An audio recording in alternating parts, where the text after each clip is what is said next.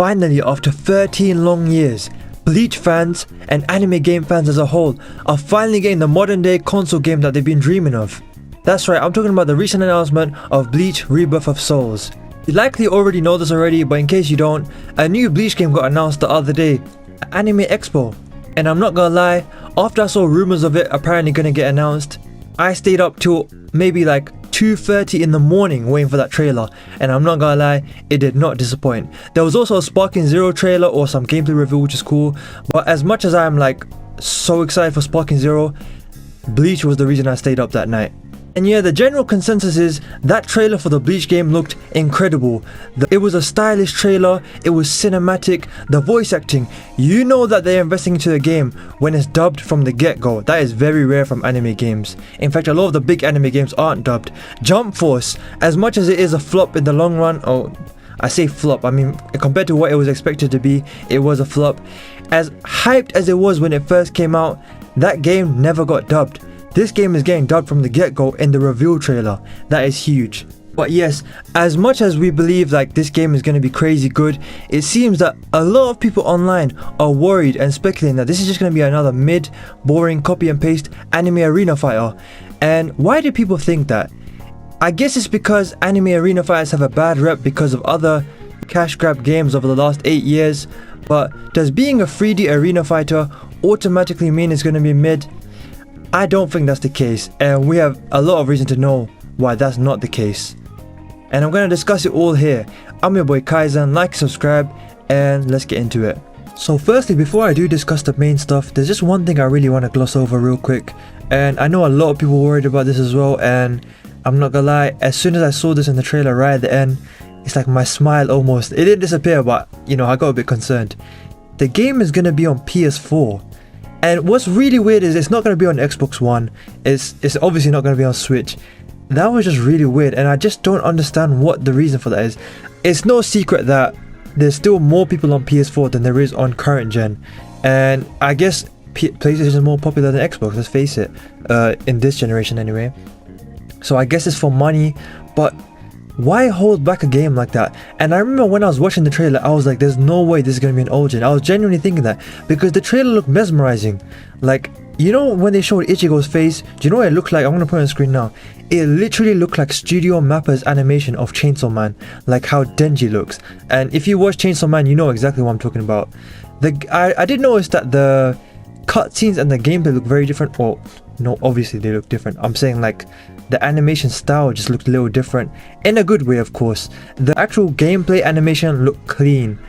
I saw some people saying that the gameplay animation looked better than the actual cutscene animation. That's up to your interpretation, but yeah, why is it on PS4, and do you think it's going to hold the game back? I saw a lot of people saying that it could be a whole Black Ops 3 situation on PS3 all over again, and if you don't know what that's referring to, basically in I think it was October 2016 when Black Ops 3 came out. By this point the PS3 was cooked, right? Xbox 360 was cooked as well. Yeah, so they were cooked, but then Black Ops 3 still released on those consoles, but instead of holding them back on current gen at the time, PS4 and Xbox One, which Black Ops 3 looked great by the way on Xbox One and PS4, instead what they did was, when it was on PS3 and 360, it looked unplayable. They removed the story mode, the textures were all off, it ran horribly. So instead of holding the game back, they just made it ass on the old consoles. And obviously, like, while it is rough for people who want to play it on PS4, if we're being real, the best case scenario is that it's gonna be kind of poor on PS4 so that the game reaches full potential on current gen. So yeah, that's just one thing I wanted to talk about. Hopefully it's not held back.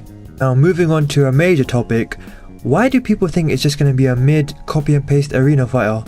Well, to understand that we have to look at two things. Who is developing this game, and what caused the other anime arena fighters to be considered mid and like cash grabs? So firstly, let's talk about who's developing this game. It's by, I believe the name is Tamsoft Corporation or Tamsoft Games, something like that. And they have been involved in other fighting games of course, but also anime fighting games. And the three names that people talked about most was Senran Kagura, and I'm going to talk about that the most, but bear with me. If you know about that name, just bear with me. Also, another name I can't really pronounce, I think it's Onichanbara, which is like a hack and slash game. And the other one, which there's been a lot of talks about, and I'll explain why. I think it's called Melted Blade, something like that. So first, let me talk about Melted Blade. When people saw the gameplay for Melted Blade, and I'll put some gameplay on screen now hopefully, it looks like a typical well-made proper fighting game. And I heard it went to Evo. I saw Afro Senju say that it went to Evo. It's like a typical like 2D fighting game, a really well-made game, a balanced game. And when people saw that, they were like, yo, I know it's an arena fighter, but if they've made a game like this, a proper fighting game, then they should be able to do like a well-balanced 3D arena fighter, right? Well, while that is a hopeful way of thinking, it is important to note that Tamsoft Corporation was involved in that game, but not in the way we think. So what I've read is they done a lot of the grunt work, and really what they really focused on was the PC port of that game. So I don't know what that really means. Basically, they got that game made into a PC game as well later on. But on top of that, I hear the PC port wasn't very good for that game. So we shouldn't take that into consideration too much. I mean, yeah, we can have hope because of that, but you know, don't rely on that factor too much. The fact that they were involved in Melted Blade, sorry.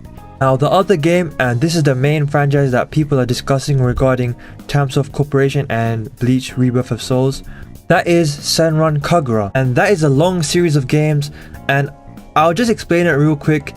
Firstly, I wouldn't recommend searching it up, but obviously you guys are adults, do what you want. It is a very degen type game, not in terms of gameplay, because from what I hear it's actually a fun game, but like just to give you an example, I can't put any gameplay on screen now because YouTube nowadays is very strict, and bro, my channel is not even monetized yet, so I don't even know what kind of trouble I'll be in if my videos get taken down, you know what I mean? Basically, it's like a very waifu type game. I say waifu, it's like a whole lot of barely dressed women, right?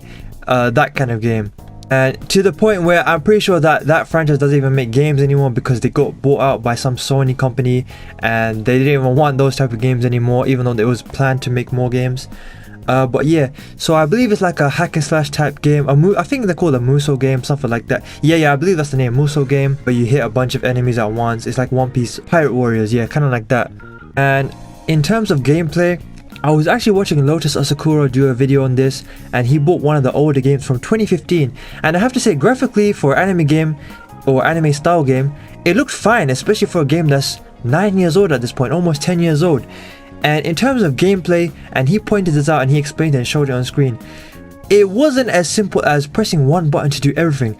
There was actual combos, there was unlockable moves that you can do, there was tactics. Funny thing is, with a Muso game, really there's only so far you can go with tactics and combos and whatnot. You press square and triangle in a couple different sequences and do an ultimate attack, right? Something like that, and they have different abilities. And he said for a Muso game, there was actually layers to the gameplay, and it looked like it too. It looked well made, it was polished for what it was, an old, not a huge franchise, and yeah, it looked fun if you're into that, I mean, and I'm not, so. But yeah, in terms of gameplay, like, it looked fun. And you have to take into consideration a franchise like Bleach with a game that already in such a small amount of time and with just one trailer has been promoted way more than probably that entire franchise as a whole. I'm referring to Senran Kagura.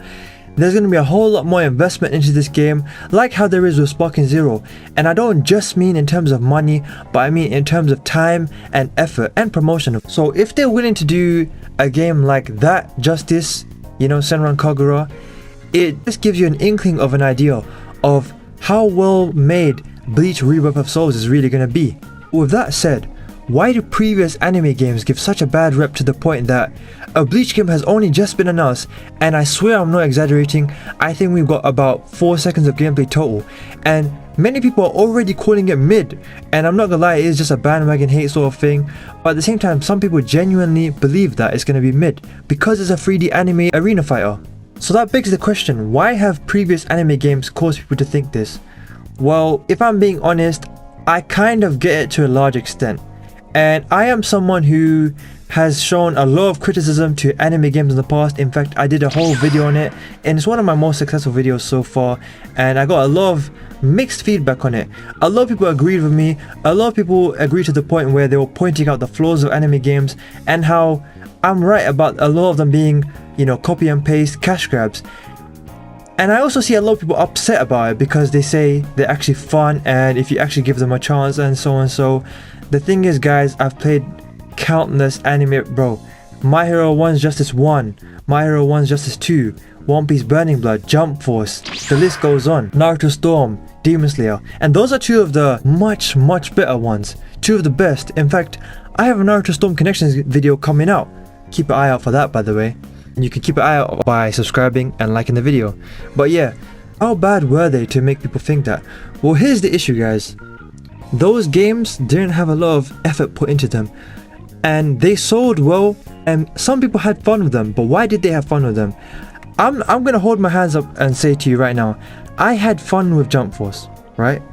That's one sentence. Here's the thing, I only had fun with it when I played with my friends. And then as soon as I downloaded that game and played solo, I swear to you, I think I played online twice. I think I played 1 or 2 story missions. I think I got past the tutorial stage. I never played that game solo again. I think me and my friends played together 2 more times and we never touched that game again. And I really wanted to like that game. Thing is, it was just poorly made. The AI was terrible. Bro, the lip syncing, there was no lip syncing. It was like playing a PS2 game. In fact, animated cutscenes were made terribly, to the point they would focus all on the like flashy animations, but the actual like cutscenes were not polished at all, and it would be laggy. Even if you play on a PS5, it's still kind of laggy, or a PS4 Pro, and the lip syncing was not there. Sometimes it would be like they're throwing flashy special effects in your face to hide the fact that the actual animation wasn't polished.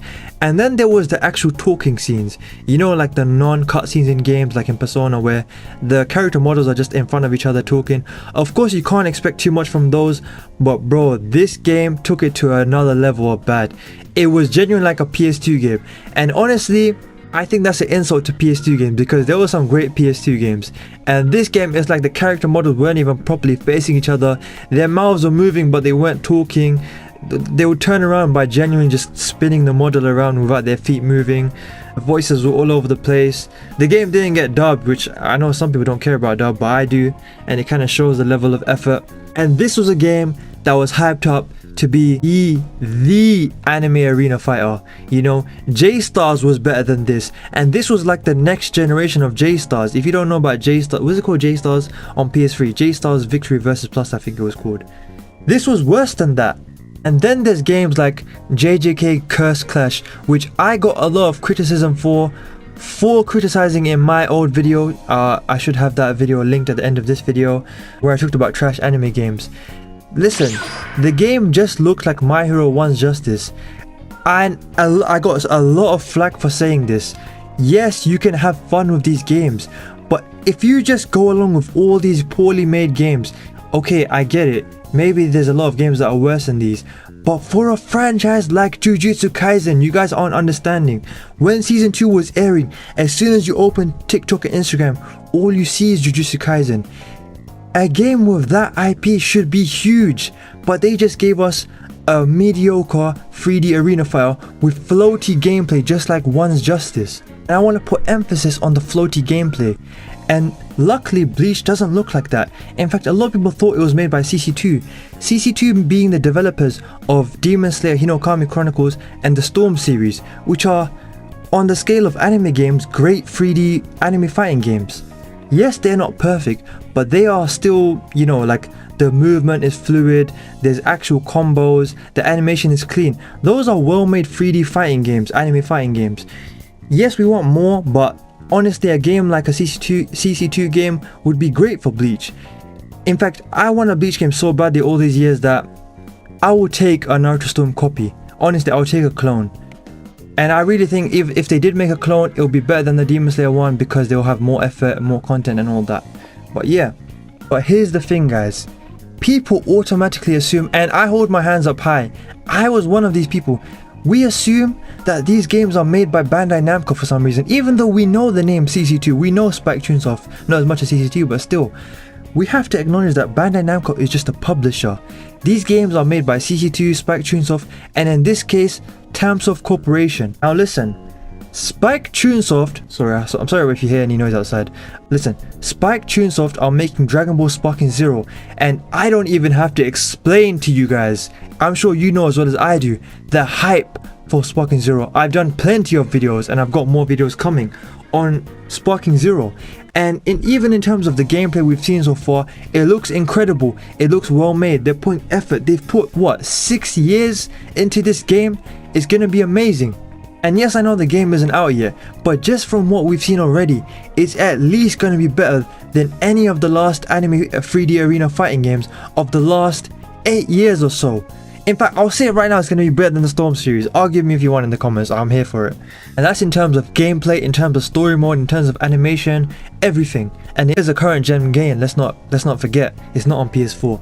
Which is also why I was surprised that Bleach is going to be on PS4. But anyways, why am I pointing out Spike Chunsoft other than the fact that they make Sparking Zero? Well, Spike Chunsoft made a lot of the arena games that we find trash. Now, which anime games am I referring to?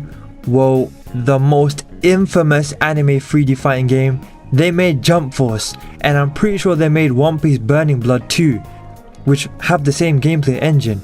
And that might set off some red flags, some alarms, but listen, we've already seen gameplay for Sparking Zero. We know it's going to be great.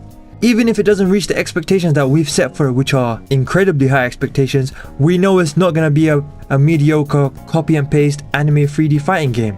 It's going to be better than that just from what we've seen so far. So if Spike Chunsoft, who made Jump Force, can make a game that's looking to be as good as Sparking Zero with years of effort, why can't Timesoft Corporation? And the funny thing is, Timesoft Corporation doesn't have nearly as bad a rep as Spike Chunsoft. So there is absolutely no reason why Timesoft Corporation can't make an incredibly well made Bleach 3D game. In fact, there's more reason why they'd make a better game than Spike Chunsoft, let's be real here. The history of the game speak for themselves. Now this all depends on the level of effort put into Bleach Rebirth of Souls. So that begs the question, do we think there's going to be enough effort put into this game, or are they just using the IP, throwing in a story mode and some 3D fighting engine like these other anime fighting games, and putting minimal effort? Here's why I'm confident that's not the case. Tite Kubo, the author, the mangaka of Bleach, the genius himself, and by the way, Bleach is my third favorite anime by far, only behind obviously Dragon Ball and One Piece, and that's not an insult. I love Bleach, it's just that Dragon Ball and One Piece are my goats, but Bleach is goated. But anyways, Tite Kubo, the author and mangaka, the genius behind Bleach, he's very passionate about Bleach being perfect in all forms of media, in anime and in manga. In fact, many of you Bleach fans may know this already, but in case any of you don't and the non-Bleach fans watching this, because it's perfectly understood. By the way guys, even if you're not a Bleach fan, trust me, don't listen to what the Twitter bullshit says. I know if you know the drama recently, you know you have every right to be excited for this game, whether you like Bleach, whether you have mixed feelings, whether you never watched Bleach.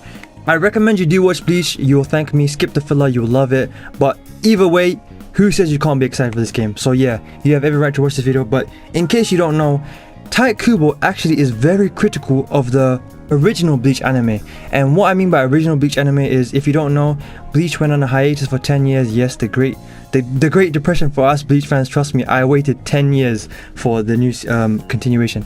But yeah, Bleach went on a hiatus from 2012 to 2022, and obviously now the anime is back. But referring to the old anime that lasted from 2004 to 2012, I think, he actually says he has, I don't think he said he hates it, but there's certain aspects of it that he hates. And I was trying to understand this. Well, it turns out that the director of the original Bleach anime, and I'm going on a slight tangent here, but just bear with me, I'll be quick.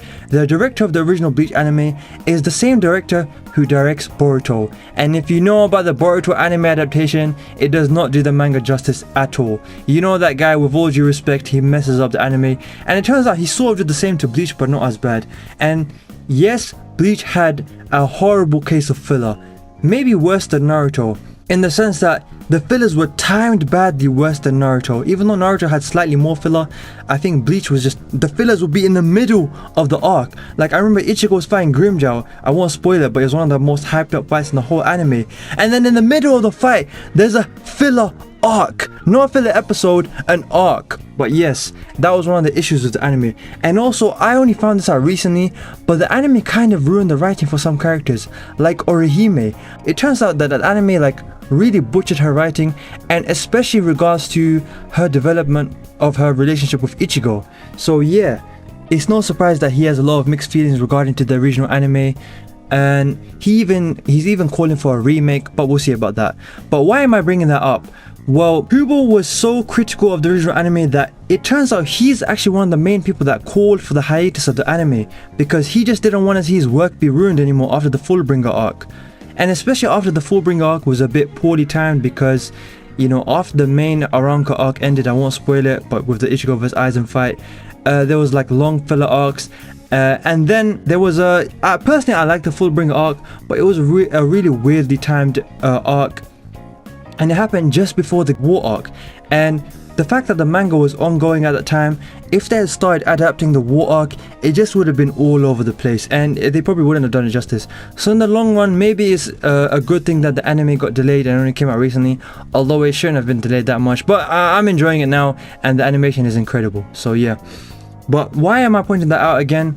Well, the fact that he's so critical to the point that during Anime Expo, they actually said some comments from him and regarding like his view of the whole thing. He didn't want another Bleach game until they were able to do it justice in terms of animating it correctly, and I'm referring to the game, and in terms of, you know, having the story there to adapt correctly. Because from what we've seen and from what he said, it looks like the storyline for this game, and in terms of the fights and everything, and in terms of like the censorship, because the original anime was censored a lot in terms of blood and designs, it's going to be more accurate to the manga, which is insane. And Kubo is so passionate about making sure that his manga is adapted correctly in all forms of media, to the point he is very heavily involved in the production of the current anime, the sequel or the continuation story. So yeah, he won't let this game be produced unless it is to his liking and the way he likes it. Of course he doesn't like, he's not involved in the nitty-gritty side of developing a game, but in terms of the game being adapted correctly, following the storyline correctly, the fights looking how they're meant to look, and the storyline showing what it needs to show without it having too much fluff in the sense that a game story mode can't adapt everything from the original anime, but still, and from the fights being immersive enough to the point where it really feels like a Bleach fight. Similar to how Sparking Zero and I believe is it Furitani, how he's spoken greatly about how they want the fights in Sparking Zero to feel like the immersive fights of Dragon Ball itself, you know, with the arena destruction and the auras and all of that, similar to that. So that's why I have no doubts that this game will have proper investment and effort put into it, and passion made into it, similar to Sparking Zero. I'm really sorry for this long yap sesh, but really quickly I just want you to know, and this is a must, a lot of people are wondering like, how much is this game gonna cover and what characters are going to be in it. And don't worry guys, I'm not going to give you another yap sesh, but just really quickly I want to say it's already been confirmed that the main story is going to start from the beginning of the anime, so when Ichigo first gets his powers, to the Aranka arc. And a lot of people would seem to be unsure what that meant by Aranka arc. People were getting confused that it meant to the arc just after Soul Society where the Espada invade. No guys, I'm basically certain it's to the end of Ichigo vs Aizen. I won't spoil it too much, but you know what I'm talking about, the main fight. I think it was around episode 210 or something like that in the original anime. But yeah, and a lot of people wondering like, why aren't they involving the current anime? Well, to answer that question, it's because it's not finished yet and they don't want to spoil the manga or spoil like the anime to come. But then again, I believe this game will come out a while after Sparking Zero because they don't want it to clash. I think it will come out around core 4 of the anime. Then again, it would make sense for it to come out just after the ends, when the hype is at its pinnacle and when there's no spoilers. And then what I believe will happen is the 1000-year Blood War arc will be DOC. Now what about the Fullbringer arc? I'm not gonna lie, I completely forgot that they weren't even including that. I believe that will be DOC as well. I just hope that the arcs are entire DLCs, in the sense that you make one payment and you have the entire Blood War arc. You make one payment and you have the entire Fullbringer arc. Now one other thing is, I really hope the Fullbringer arc is cheaper than the 1000-year Blood War arc, because firstly it's nowhere near as big in terms of size and in terms of hype. So yeah, hopefully that's the case, or they make it one big expansion pass. That could be a thing as well. And also I was going to talk about the roster, but guys, regarding the storyline, and the roster, I actually don't think it's going to be what people think. The roster will be big, and the storyline, I think, is going to be different to the original anime and have scenes that weren't in the original anime. And I'm going to explain that in my next video, where I do a roster prediction and a story prediction. So stay tuned for that. And by the way guys, I'm really trying to hit 1,000 subs this year, so it would mean a lot to me if you join me on my journey on YouTube and became an OG and subscribe now. And you know, maybe who knows, I'll become a big YouTuber one day, and you could say you're an OG, you were here first. So yeah, do like and subscribe, it means a lot to me. I've been your boy Kaizen. Check out my videos on screen now. I think I should have that other criticizing anime games video on screen now. And yeah, I've been your boy Kaizen, and I'll see you in the next one. Peace.